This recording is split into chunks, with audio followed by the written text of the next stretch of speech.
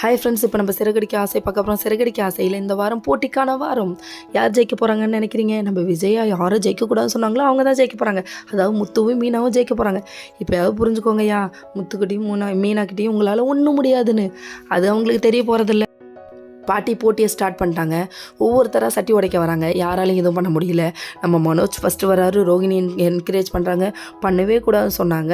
நம்ம ஸ்ருதி கடைசியில் ரவிக்கு அவங்க என்கரேஜ் பண்ணுறாங்க. இப்படியே மாற்றி மாற்றி என்ன பண்ணாலும் முடியாதுன்னு சொல்லிட்டாங்க.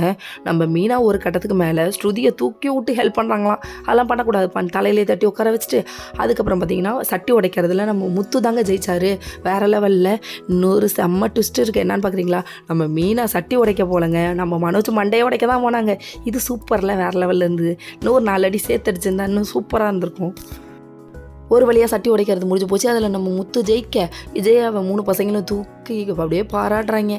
இந்த டைம் பார்த்து அப்படியே மனசுக்குள்ளே பாச மலர் பொங்குது. முத்து மேலே கொஞ்சம் பாசம் இருக்காட்டுக்கு. சரி விடுங்க, பெத்த அம்மாவாச்சே இல்லாமல் போகுமா. அதுக்கப்புறம் பார்த்தீங்கன்னா டயர் ஓட்டுற போட்டியில் ஒவ்வொருத்தராக அவுட் ஆகுறாங்க. நம்ம ஸ்ருதி அதுக்கப்புறம் வந்துட்டு நம்ம ரோகிணியை அவுட் பண்ணிட்டாங்க.